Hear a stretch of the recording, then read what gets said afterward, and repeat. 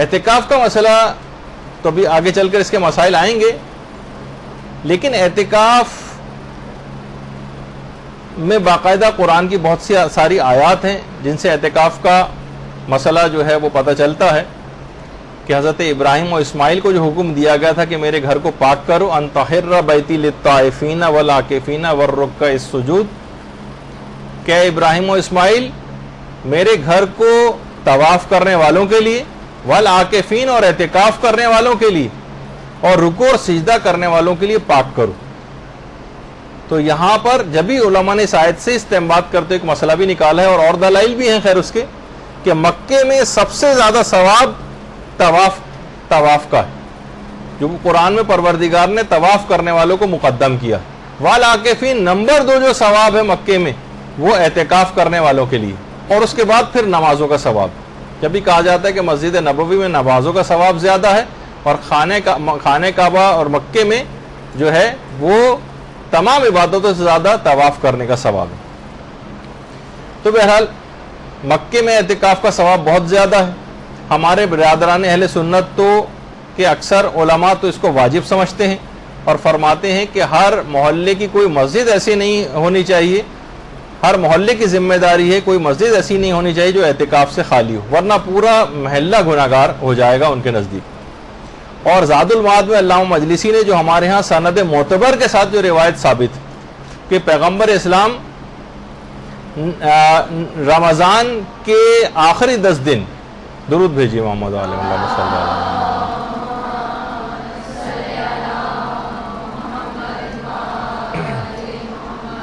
جو روایت ہے پیغمبر اسلام سے اس کے مطابق رمضان کے آخری 10 دن اعتکاف میں بیٹھنا 2 حج اور 2 عمروں کا ثواب دلواتا ہے، اور یہ معتبر سند کے ساتھ جس کو تمام علماء نے مانا۔ اور یہ بھی کہا جاتا ہے کہ صحن مسجد میں، مسجد نبوی کا جو صحن تھا اس میں پیغمبر اسلام کے لیے اونٹنی کے بالوں سے بنا ہوا ایک خیمہ، اونٹنی کے بالوں سے بنا ہوا ایک خیمہ لگایا جاتا تھا، اور پیغمبر وہاں اس میں رہ کر اعتکاف کرتے تھے۔ کہ پیغمبر اسلام ہر سال اعتکاف کرتے تھے، صرف 2 ہجری کا سن ایک ایسا سن تھا جس میں پیغمبر نے اعتکاف نہیں کیا، کہ جب جنگ بدر کے لیے پیغمبر کو میدان جہاد جانا پڑ گیا۔ اور پھر اگلا سال جب آیا 3 ہجری کا رمضان، تو پیغمبر نے 2 اعتکاف کیے، اس میں ایک پچھلے سال کی قضا کی نیت سے کیا، اور دوسرا جو اسی سال رواں کا ہی جو اعتکاف تھا پیغمبر نے وہ کیا۔ لیکن اس کا فلسفہ بھی ہے کہ ہر انسان کو، آپ نے دیکھا ہے کہ انسان مشینیں جو ہیں ان کو بھی اوور ہالنگ کی ضرورت پیش آتی۔ اگر انسان بس گاڑی خریدے اور چلاتا رہے، نہ تیل چیک کرے، نہ پانی چیک کرے، نہ اس کی کوئی سروس کرائے، نہ ٹیوننگ کرائے، تو بہت سی چیز میں 100-200 روپے اگر چیزوں کے اندر لگاتا جائے وہ، تو بہت بڑے خرچے سے بھی انسان اپنے آپ کو بچا لیتا ہے۔ لیکن جب پورا انجن بیٹھ جاتا ہے بعض اوقات، پھر وہ اس کو افسوس ہوتا ہے کہ میں نے اس کی خیال کیوں نہیں رکھا۔ تو جس طریقے سے انسان جو سالانہ میڈیکل چیک اپ ہوتا ہے اس میں بھی اپنا، تاکہ کوئی بیماری ابتدائی میں پتہ چل جائے اور اس کا علاج ہو سکے، اسی طرح ہماری روح بھی ہے کہ بعض اوقات وہ لوگوں کے ساتھ رہتے رہتے ہر قسم کے لوگوں سے آپ کا اور ہمارا واسطہ پڑتا ہے، فاسق و فاجر اور بد کا ہر شخص اپنے اثرات ہم تک پہنچاتا ہے۔ آپ دیکھتی ہیں نا کہ جس طریقے سے کوئی سڑی ہوئی مچھلی اگر کسی کمرے کے اندر رکھی ہو اور آپ لاکھ اسپرے بھی وہاں پر کر دیں تو اب بھی وہ سڑی ہوئی مچھلی جو ہے وہ غالب آ جاتی ہے بعض اوقات، اور وہ عطر اور پرفیوم کی خوشبو کے اوپر بھی۔ تو تمام برے افراد بھی اپنے اثرات ہم تک پہنچا رہے ہوتے ہیں۔ تو ہماری روح کی اوور ہالنگ اور ٹیوننگ کے لیے ضروری ہے کہ ہمیں عام لوگوں سے کاٹا جائے، اور اس کے بعد ہم خاص مسجد کے اندر جو ہے اعتکاف کو قرار دیا گیا، تاکہ سالانہ طور پر اگر انسان اعتکاف کرے، ویسے صرف رمضان سے مخصوص نہیں، عام دنوں میں بھی اعتکاف ہو سکتا ہے۔ تو بہرحال اس لحاظ سے ایک اپنی روح کی بالیدگی کے لیے ضروری ہوتا ہے۔ پھر ایک سوال اس میں یہ ہوتا ہے کہ اعتکاف کن دنوں میں کرنا صحیح ہوتا ہے؟ تو یہ بات یاد رکھ لیجیے کہ ہر اس دن اعتکاف کرنا صحیح ہے کہ جس میں روزہ رکھنا صحیح ہے۔ مثلا مسافر اگر روزہ نہیں رکھ سکتا تو اعتکاف بھی نہیں کر سکتا، حائضہ اگر روزہ نہیں رکھ سکتی تو اعتکاف بھی نہیں کر سکتی۔ ہر اس دن جس دن روزہ رکھنا صحیح ہو اس میں ان دنوں میں اعتکاف کرنا صحیح ہے۔ کم سے کم اعتکاف کتنے دنوں کا ہوتا ہے؟ ہماری فقہ میں کم سے کم اعتکاف 3 دنوں کا ہوتا ہے۔ البتہ برادران اہل سنت میں 1 دن کا اعتکاف بھی ثواب رکھتا ہے. لیکن ہمارے ایک دن کا اعتکاف، ایک دن کا نہیں 3 روز ہی کا، کم سے کم 3 دن کا جو ہے وہ اعتکاف ہونا چاہیے، اور زیادہ سے زیادہ پھر 6 دن کا بھی ہو سکتا ہے، اور 9 دن کا بھی ہو سکتا ہے، اور 12 دن کا بھی ہو سکتا ہے، اس کی اجازت ہے. اچھا، اعتکاف میں کچھ چیزیں جو ہیں حرام بھی، وہ بھی دماغ میں رہے. اعتکاف میں ایک تو خرید و فروخت کرنی حرام ہوتی. مثلا کوئی دوا خریدنا ہے، کوئی کھانا پینا خریدنا ہے، پان، چھالیا، سگریٹ، چائے، ہم نے پیسے دی کہ جاؤ، وکیل بنا کر نہیں، بعض اوقات خود خریدنے کا یہ مسئلہ ہوتا ہے. تو بہت سے لوگ وہاں چیزیں بیچنے بھی آ جاتے ہیں مساجد میں، اس میں معتکفین جو ہوتے ہیں بہت سی چیزیں خریدتے ہیں. خرید و فروخت سے بھی اعتکاف باطل ہو جاتا ہے. تو سوائے اس کے کوئی مجبوری ہو جائے، کھانا کوئی، اول تو یہ خیالی مسئلے ہو جائیں گے، ورنہ کھانے وغیرہ کا تمام مساجد کے اندر انتظام ہو جاتا ہے. مجبوری ہو تو خرید و فروخت ہو سکتی ہے، مجبوری ہو تو نہیں ہو سکتی. مثلا کوئی کاروباری افراد مسجد میں بیٹھے ہیں، اعتکاف میں 3 دن تک بیٹھے ہیں، وہ آپس میں باتیں کریں، ہر طرح کی باتیں کر سکتے ہیں. اب انہوں نے کہا کہ ٹھیک ہے، میں نے اپنا کرائے پہ مکان آپ کو دیا، آپس میں طے ہو گیا، یہ غلط ہے. کوئی کاروباری ایگریمنٹ انہوں نے بیٹھے بیٹھے وہاں پر کر لیا. خرید و فروخت اور اس طرح کے تمام کاروباری ایگریمنٹس کی اعتکاف میں جائز نہیں ہوتی. اچھا، اسی طرح سے خوشبو جو ہے وہ حرام ہوتی ہے اعتکاف میں، بلکہ اس سے اعتکاف باطل بھی ہو جاتا ہے. اور جدال کرنا، اپنے کوئی بحث و تخمیز بہت ہونے لگتی ہے اکثر اعتکاف میں، بحث و مباحثہ ہو رہا ہے، لوگ ظاہر ایک ساتھ اتنے سارے مذہبی افراد جمع ہیں، تو چاہے کسی مذہبی بات پہ کوئی فخر و مباحثہ کیوں نہ کرنا شروع کر دے، یعنی اس طرح سے جدال کرے جس میں اپنی بڑائی اور اپنا فخر کا اظہار کرے اس کے اندر، تو اس سے بھی اعتکاف غلط ہو جاتا ہے. تو بہت سارے اعتکاف کے جو مسئلے ہیں وہ حج کے مسئلوں سے بہت ملتے جلتے ہیں. کہا جاتا ہے کہ اگر اعتکاف کو انلارج کیا جائے تو حج بن جاتا ہے، اور حج کو مائکرو کر دیا جائے تو اعتکاف بن جاتا ہے. وہ اتنے مسائل کے اندر مماثلت ہے آپس میں. تو ہر افراد، ایسے تمام افراد کو کہ جو اعتکاف کر رہے ہیں، اس میں خاص طور پر ایک مسئلہ خواتین کے لحاظ سے ہوتا ہے کہ اعتکاف کے لیے شادی شدہ خواتین کو اپنے شوہروں کی اجازت لینا ہے یا نہیں لینا ہے.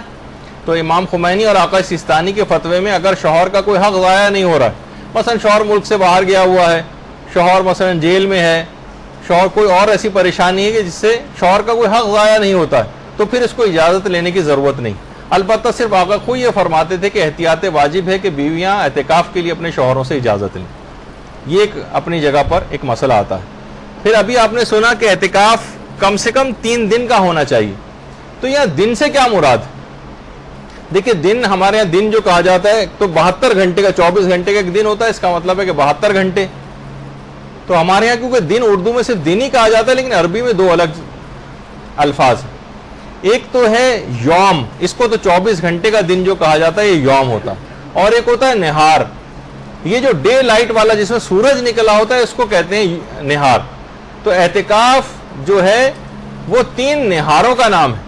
اچھا، نہار اسی سے نہاری نکلا ہے، جو صبح کے وقت جو چیز کھائی جاتی ہے، اب تو خیر ہر وقت کھائی جاتی ہے، لیکن بہرحال اسی سے ہی یہ لفظ نکلا تھا. تو 3 نہار کا نام ہے اعتکاف. 3 نہاروں میں کیا جاتا ہے. اس میں 2 راتیں تو خود بخود ہی آ رہی ہیں ان کے درمیان. تو اس سے مراد 72 گھنٹے مسجد میں رہنا شمار نہیں ہوتا، بلکہ 3 نہار، یعنی پہلا دن اور رات، دوسرا دن اور رات، اور تیسرے دن صرف غروب تک اس کو جو ہے وہاں پر رہنا ہے. تو 3 دن سے مراد یہ کہ ڈے لائٹ والا جو دن ہوتا ہے وہ اس سے مراد ہوتی. اعتکاف میں ہمارے لیے جائز ہے کہ ہم 3 دن کر سکتے ہیں. 3 دن تو کرنا ہے، چوتھے دن بھی کر سکتے ہیں، لیکن اگر ہم نے 5ویں دن کر لیا تو 6ٹھے دن اعتکاف کرنا واجب ہو جاتا ہے. 6ٹھے دن.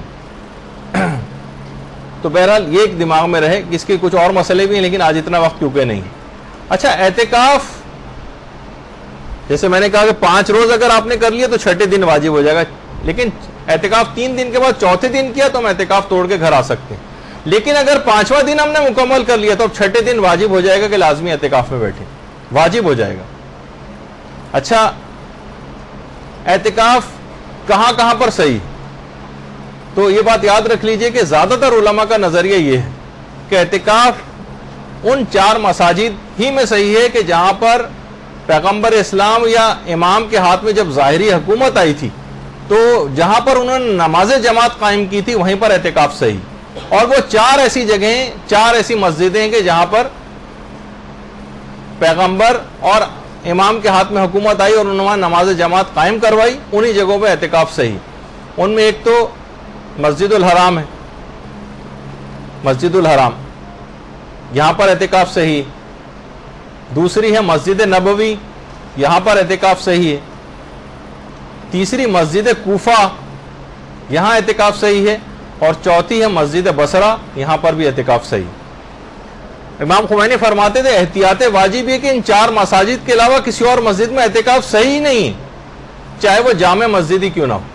امام خمینی کا نظریہ، امام خمینی کی تقلید میں جو سوائے اس کے کہ وہ رجا کی نیت سے جامع مسجد میں اعتکاف کر سکتے ہیں، لیکن یہی صرف 4 مسجدیں، خانہ کعبہ، مسجد الحرام، مسجد نبوی، مسجد کوفہ اور مسجد بصرہ، ان کے علاوہ امام خمینی کے فتوے میں کسی جگہ اعتکاف صحیح نہیں، صرف رجا کی نیت سے اعتکاف کر سکتا ہے امید ثواب میں، ورنہ ثواب مستحب والی نیت بھی نہیں کر سکتا۔ تو باقی بھی جو علماء ہیں وہ کہتے ہیں کہ یہ تو بیسٹ جگہ ہیں اعتکاف کے لیے، لیکن جامع مسجد میں بھی اعتکاف صحیح، جامع مسجد میں۔ اچھا، جامع مسجد کی ایک تو تعریف میں لوگوں کو غلط فہمی، کہا جاتا ہے کہ جامع مسجد اس مسجد کو کہتے ہیں جہاں جمعہ ہوتا ہو، یہ تعریف غلط۔ ہر جہاں وہ مسجد کے جہاں پر جمعہ ہوتا ہے وہ تو جامع مسجد ہوتی ہی ہے، لیکن جامع مسجد کی تعریف یہ ہے کہ وہ مسجد کے جہاں پر مختلف علاقوں سے، مختلف محلوں سے، دور دراز سے بھی لوگ آ کر نمازیں پڑھتے ہیں، وہ جامع مسجد۔ کیونکہ اگر آپ کہیں کہ جہاں پر جمعہ ہوتا ہے فقط وہیں پر ہی اعتکاف ہو سکتا ہے، تو یہ بات یوں غلط ہو جائے گی کہ بہت سی کراچی کی مسجدیں ایسی ہیں کہ جہاں پر بعض حالات میں جمعے سے بھی زیادہ رش ہو جاتا ہے، جہاں پر جمعہ ہوتا ہے ان سے بھی زیادہ، لیکن وہاں جمعہ ہوتا نہیں، جیسے محفل شاہ خراسان۔ محفل شاہ خراسان میں جمعہ نہیں ہوتا، لیکن اتنے دور دراز آفیسز میں کام کرنے والے، ادھر ادھر گزرنے والے افراد جو ہیں دور دراز سے آ کر وہاں نمازیں پڑھتے ہیں، لہٰذا وہاں پر اعتکاف کرنا صحیح۔ رضویہ کی مسجد، وہاں پر بھی اعتکاف کرنا صحیح ہو سکتا ہے، کیونکہ دور دراز سے گزرنے والے بھی لوگ وہاں پہ آ کے نماز پڑھتے ہیں۔ باب العلم کی مسجد چاہے جمعہ نہیں ہوتا لیکن وہاں پر بھی اعتکاف صحیح۔ ہاں، گلی محلوں کے اندر، بازار کے اندر جو چھوٹی چھوٹی مسجدیں بنی ہوتی ہیں جہاں صرف دکاندار آ کے نماز پڑھ رہے ہیں، گلی محلے میں صرف محلے والے آ کر نماز پڑھ رہے ہیں، وہاں پر اعتکاف کرنا صحیح نہیں۔ تو بہرحال یہ ایک چیز ایسی ہے کہ یہ بات بیان کرنی ضروری ہے کہ اس میں بہت سی غلط فہمیاں پیدا ہو جاتی ہیں۔ انچولی کی مسجد اگر ہے تو اس میں دیکھا جائے گا کہ اتنی بڑی تعداد میں عام طور پر یہاں مختلف علاقوں اور محلوں سے لوگ آ کر نماز پڑھتے ہیں، تو چاہے یہاں پر جمعہ نہیں بھی ہوتا تب بھی یہاں پر اعتکاف صحیح ہو سکتا ہے، اگر اتنی تعداد میں، کثیر تعداد میں لوگ مختلف علاقوں سے آ کر یہاں کا نماز پڑھتے ہیں۔ تو جمعہ جہاں پر ہوتا ہے وہ تو ہوتی ہی جامع مسجد، لیکن اس کے علاوہ بھی بہت ساری مسجدیں جامع ہو سکتی ہیں کہ جہاں پر اعتکاف کرنا صحیح ہے، لیکن لوگ عام طور پر اس کا جو ہے وہ ان کے دماغ میں اس کی ڈیفینیشن ذرا غلط ہوتی۔ اچھا، 3 دن آپ کو مسلسل رہنا ہوتا ہے اعتکاف میں، اور مسجد سے باہر نہیں جا سکتے، حتیٰ کہ مسجد سے متصل جو امام بارگاہ ہیں اس میں بھی نہیں جا سکتے، اس میں بھی نہیں جا سکتے۔ اچھا، اگر کوئی شخص بھول کر مسجد سے باہر آ جائے، بھول کر، تو آقا سیستانی اور آقا خوئی کے فتوے میں اس کا اعتکاف باطل ہو جاتا ہے۔ بھول کر بھی اگر باہر آیا مسجد سے، اعتکاف باطل ہو گیا۔ امام خمینی فرماتے تھے کہ اگر زیادہ مدت تک باہر اگر یہ رہا تو اعتکاف باطل ہوتا ہے، لیکن تھوڑی سی بس گیا اور پھر فوراً یاد آ گیا اور واپس آ گیا تو اعتکاف صحیح۔ لیکن آقا سیستانی اور آقا خوئی کے فتوے میں بھول کر بھی مسجد سے باہر چلا جائے تو اعتکاف غلط ہو جاتا ہے۔ اچھا، کب مسجد سے باہر جانے کی اجازت ہے؟ تو یا تو کوئی عقلی ضرورت ہو تو مسجد سے باہر جا سکتے ہیں، یا کوئی شرعی ضرورت ہو تو مسجد سے باہر جا سکتے ہیں، یا کوئی عرفی ضرورت ہو تو بھی مسجد سے باہر جا سکتے ہیں۔ عقلی ضرورت کیا ہے؟ مثلا رفع حاجت کے لیے مسجد سے باہر جانا ہی جانا ہے، وہاں جا سکتے ہیں، اس میں جا سکتے، باتھ روم جا سکتے ہیں۔ شرعی ضرورت ہے، اچھا شرعی ضرورت میں بھی ایک بات اور بیان کر دی جائے کہ عقلی، شرعی اور عرفی ضروریات کے لیے جانے کی اجازت ہے۔ اچھا، اس میں وضو اور غسل آ جاتا ہے، بلکہ پہلے وضو کا مسئلہ بیان کر دیا جائے۔ اگر وضو مسجد کے اندر ہی کرنا ممکن ہے تو وضو کے لیے بھی باہر مسجد سے نہیں جا سکتے، اگر وضو کرنا مسجد ہی میں ممکن ہے۔ لیکن یہ اچھا وضو کچھ نہیں، 3 چلوں کے اندر وضو ہو جاتا ہے، مسجد کے اندر بھی ہو سکتا ہے۔ بہت سی جو جہاں مسائل کو سمجھا جاتا ہے وہاں مسجد کے اندر ہی ٹنکی وغیرہ لگا کے, پائپ لگا کے کیاری وغیرہ کے اندر پانی نکالنے کا ایک انتظام ہوتا ہے تاکہ لوگ وضو مسجد ہی کے اندر کر لیں, کیونکہ اکثر کراچی کی مساجد کے جو وضو خانے ہیں وہ مسجد کی حدود سے باہر ہیں, تو لہٰذا وہ وضو کے لیے بھی باہر جانے کی اجازت نہیں ملتی. تو آپ کیونکہ اگر آپ اعتکاف نہیں بھی کریں لیکن گھروں کے جو مرد حضرات ہیں یہ اعتکافوں میں جاتے ہیں تو آپ اکثر ان کو صحیح مسئلہ بتا سکتی ہیں. عام طور پر جس جگہ بھی اعتکاف ہونے جا رہا ہو وہاں پر ایک رات پہلے سارے اعتکاف کے مسئلے بیان کرنے چاہیے, ورنہ کیا ہوتا ہے کہ جب مسائل بیان کرنے والے وہاں بیچ کے دنوں میں اعتکاف کے مسائل بیان کرتے ہیں تو اکثر کا 99.99 افراد کا اعتکاف باطل ہو چکا ہوتا ہے. تو کہتے ہیں ہمیں پہلے سے بتایا نہیں, ہمارا تو پورا دن ضائع ہو گیا, یہ والا اعتکاف باطل, اب نئے سرے سے نیا اعتکاف شروع کرو. جو پورا مسجد کا انتظام تھا وہ بالا ہو جاتا ہے صرف ایک انتظامی غلطی کی وجہ سے. اگر ایک رات پہلے ہی اعتکاف شروع ہونے سے پہلے سارے مسئلے بتا بھی دیکھیے گا کہ کتنے مسئلے اس کے اندر آتے ہیں جن سے اعتکاف باطل ہوتا ہے. تو وضو کا انتظام اگر مسجد ہی میں ممکن ہے تو تو وضو مسجد ہی کے اندر کریں. لیکن مسجد میں لوگوں نے کیچڑ مچائی ہوئی ہے اور پانی اچھال رہے ہیں اور جو جس طریقے سے ہو رہا ہے کلیاں کر رہے ہیں اور ناک سے نک رہے ہیں اور بہت ساری اس طرح کی جو حرکتیں جو بہت سارے افراد وہاں پر کر رہے ہوتے ہیں اور لوگ اس کو مسجد کی توہین شمار کریں تو پھر مسجد سے باہر جانے کی اجازت مل جاتی. اچھا, غسل کے لیے اگر بہت سے افراد پہ غسل واجب ہو سکتا ہے, مسجد میں خواتین ہیں اور مخصوص ایام جو ہے وہ آ گئے, اب جو ہے اب تو خیر وہ ہو گئے تو اعتکافی باطل ہو جائے گا تو پھر فوراً نکلیں اور گھر جائیں, لیکن مرد حضرات کے اعتبار سے غسل واجب ہو سکتا ہے. تو امام خمینی فرماتے تھے کہ وہ غسل جو مسجد کے اندر ہو سکتے ہوں, نہیں بلکہ وہ کہتے تھے غسل کے لیے مسجد سے باہر جانے کی اجازت ہے. امام خمینی کے فتوے میں غسل کے لیے مسجد سے باہر جانے کی اجازت ہے. البتہ آغا سیستانی اور آغا خوئی فرماتے ہیں کہ اگر وہ غسل جو مسجدی میں ممکن ہو ان کے لیے باہر نہیں جا سکتے. لیکن بہرحال علماء جو ہمارے خاص طور پر کراچی میں مقامی علماء ہیں وہ یہ فرماتے ہیں کہ اس کو لوگ توہین مسجد شمار کریں گے, لہٰذا یہاں غسل کے لیے بھی مسجد سے باہر جانے کی اجازت مل جائے گی. وضو کے لیے کہاں جائیں تو وہ تو آپ نے سن ہی لیا ابھی کہ وضو کے لیے مسجد سے اگر مسجد ہی میں ممکن ہے تو مسجد کے اندر کریں. مسجد میں اگر توہین لوگ شمار کر رہے ہیں پانی وانی گرانے کی اور یہ سب حرکتیں کی جو اس سے پہلے میں نے بتائی اس کی وجہ سے مسجد کی توہین شمار ہو رہی ہے تو پھر مسجد سے باہر جا سکتے ہیں. اچھا, مسجد سے عام طور پر جتنے بھی وضو خانے ہوتے ہیں مساجد کے, یہ تو بہت بہترین وضو خانہ میں نے آپ کو دکھا دیا, لیکن یہ کہ عام طور پر یہ مسجد سے باہر ہوتے ہیں. تو اگر جانے کی اجازت مل بھی رہی ہے بالفرض تو آپ پھر جائیں اور فوراً 2 منٹ کے اندر جو وضو ہوتا ہے وہ کر کے آئیں.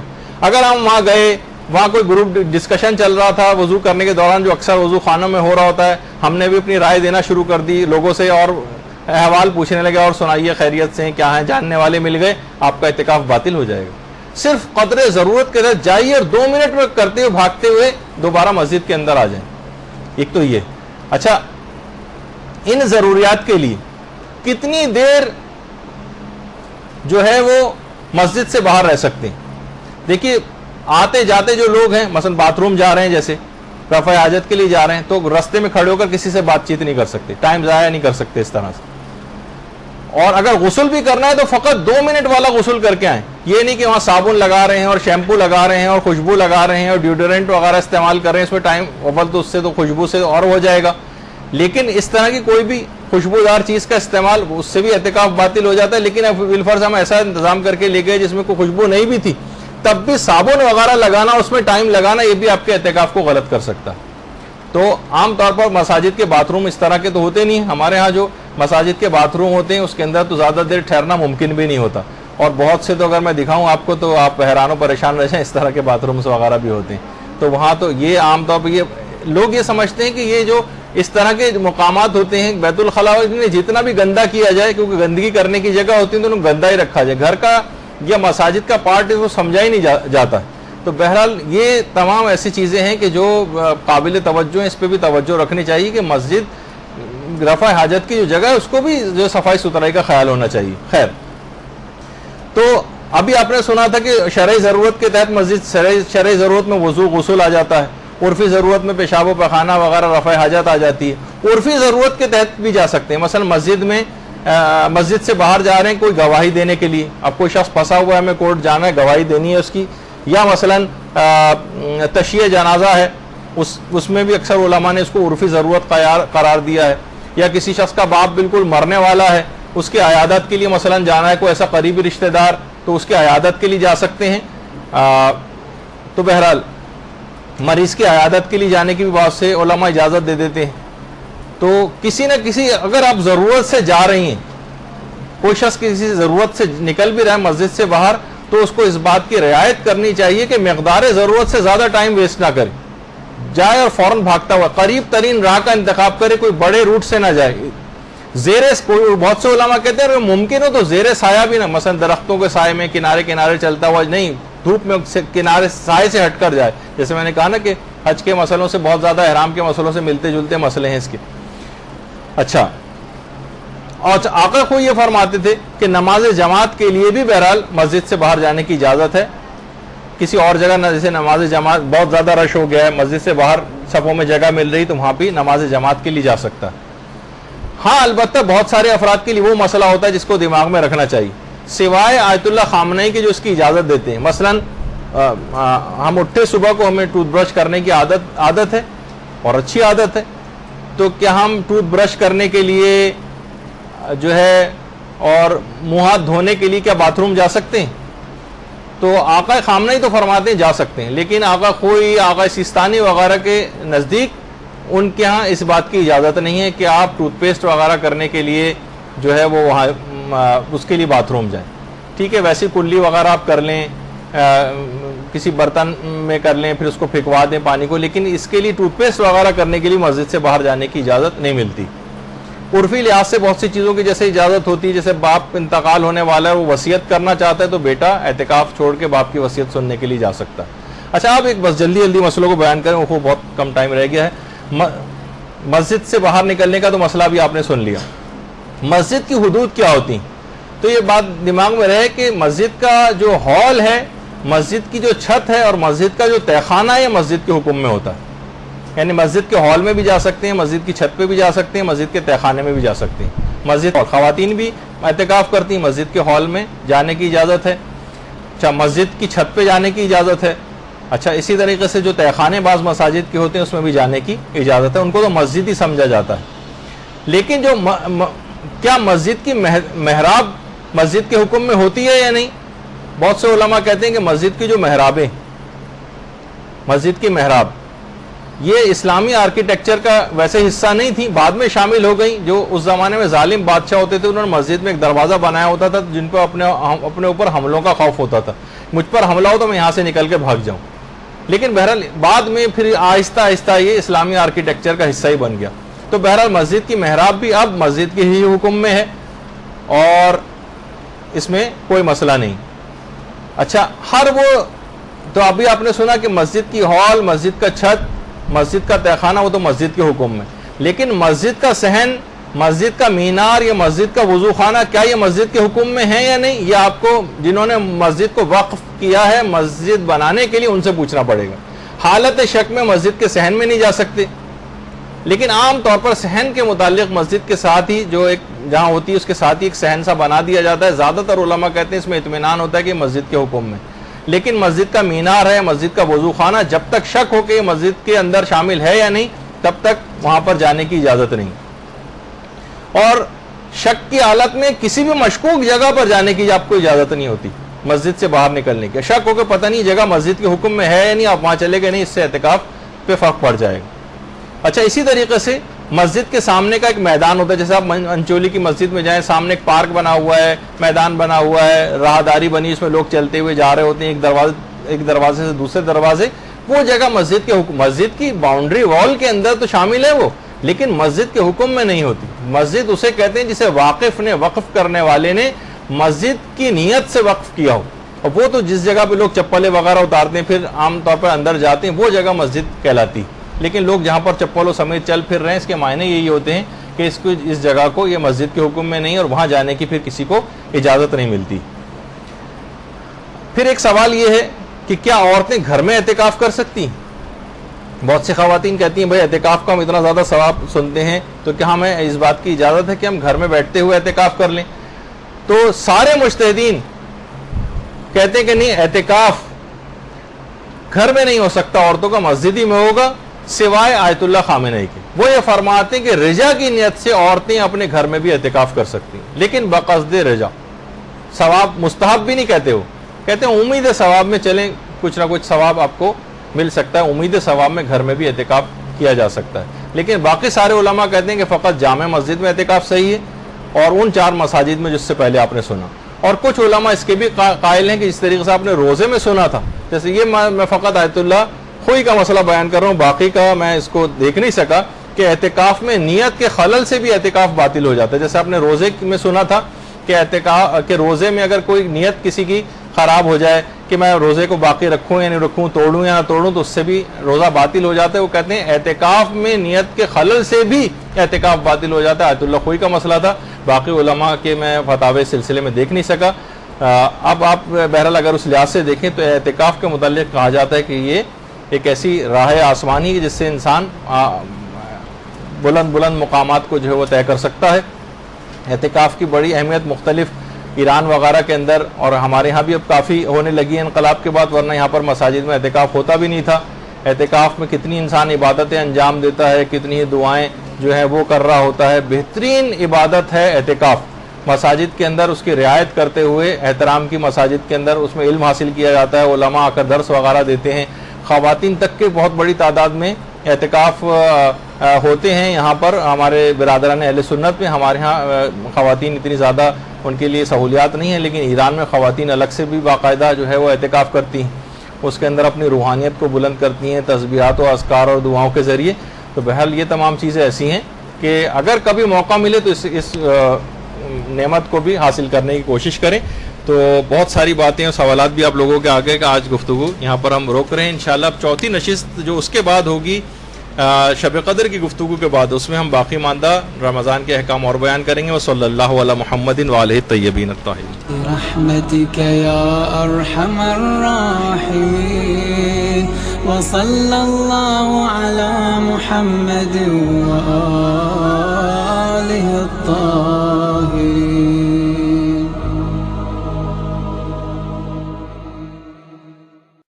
جو اسی سال رواں کا ہی جو اعتکاف تھا پیغمبر نے وہ کیا۔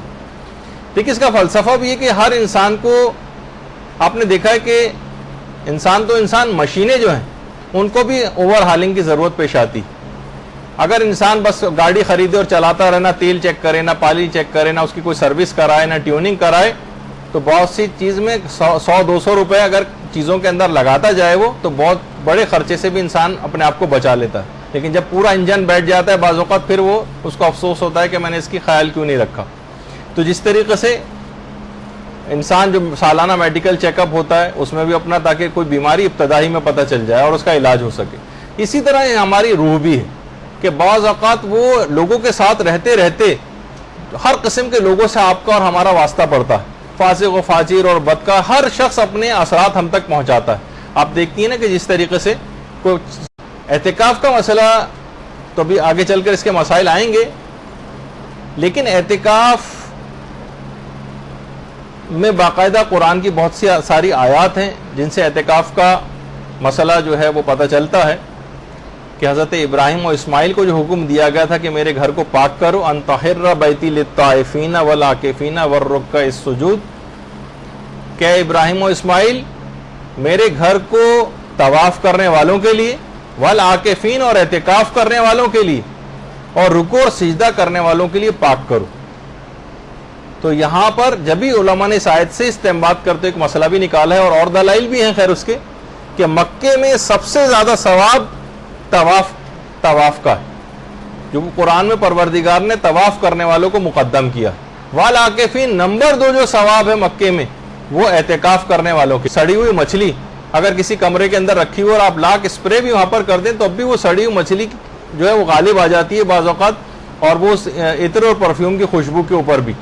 تو تمام برے افراد بھی اپنے اثرات ہم تک پہنچا رہے ہوتے ہیں۔ تو ہماری روح کی اوور ہالنگ اور ٹیوننگ کے لیے ضروری ہے کہ ہمیں عام لوگوں سے کاٹا جائے، اور اس کے بعد ہم خاص مسجد کے اندر جو ہے اعتکاف کو قرار دیا گیا تاکہ سالانہ طور پر اگر انسان اعتکاف کرے، ویسے صرف رمضان سے مخصوص نہیں، عام دنوں میں بھی اعتکاف ہو سکتا ہے۔ تو بہرحال اس لحاظ سے ایک اپنی روح کی بالیدگی کے لیے ضروری ہوتا ہے۔ پھر ایک سوال اس میں یہ ہوتا ہے کہ اعتکاف کن دنوں میں کرنا صحیح ہوتا ہے؟ تو یہ بات یاد رکھ لیجیے کہ ہر اس دن اعتکاف کرنا صحیح ہے کہ جس میں روزہ رکھنا صحیح. مثلا مسافر اگر روزہ نہیں رکھ سکتا تو اعتکاف بھی نہیں کر سکتا. حائضہ اگر روزہ نہیں رکھ سکتی تو اعتکاف. جو روایت پیغمبر اسلام سے اس کے مطابق رمضان کے آخری 10 دن اعتکاف میں بیٹھنا 2 حج اور 2 عمروں کا ثواب دلواتا ہے. اور یہ معتبر سند کے ساتھ اس کو تمام علماء نے مانا. اور یہ بھی کہا جاتا ہے کہ صحن مسجد میں مسجد نبوی کا جو صحن تھا اس میں پیغمبر اسلام کے لیے اونٹنی کے بالوں سے بنا ہوا ایک خیمہ اونٹنی کے بالوں سے بنا ہوا ایک خیمہ لگایا جاتا تھا اور پیغمبر وہاں اس میں رہ کر اعتکاف کرتے تھے. کہ پیغمبر اسلام ہر سال اعتکاف کرتے تھے. صرف 2 ہجری کا سن ایک ایسا سن تھا جس میں پیغمبر نے اعتکاف نہیں کیا کہ جب جنگ بدر کے لیے پیغمبر کو میدان جہاد جانا پڑ گیا. اور پھر اگلا سال جب آیا 3 ہجری کا رمضان تو پیغمبر نے 2 اعتکاف کیا. اس میں ایک پچھلے سال کی قضا کی نیت سے کیا اور دوسرا لیے. اور اس کے بعد پھر نمازوں کا ثواب. جب بھی کہا جاتا ہے کہ مسجد نبوی میں نمازوں کا ثواب زیادہ ہے اور خانہ کعبہ اور مکے میں جو ہے وہ تمام عبادتوں سے زیادہ طواف کرنے کا ثواب ہے. تو بہرحال مکے میں اعتکاف کا ثواب بہت زیادہ ہے. ہمارے برادران اہل سنت تو کہ اکثر علماء تو اس کو واجب سمجھتے ہیں اور فرماتے ہیں کہ ہر محلے کی کوئی مسجد ایسی نہیں ہونی چاہیے, ہر محلے کی ذمہ داری ہے کوئی مسجد ایسی نہیں ہونی چاہیے جو اعتکاف سے خالی ہو, ورنہ پورا محلہ گناہگار ہو جائے گا ان کے نزدیک. اور زاد المعاد میں علامہ مجلسی نے جو ہمارے ہاں سند معتبر کے ساتھ جو روایت ثابت کہ پیغمبر اسلام رمضان کے آخری 10 دن درود بھیجیے محمد علیہ وسلم.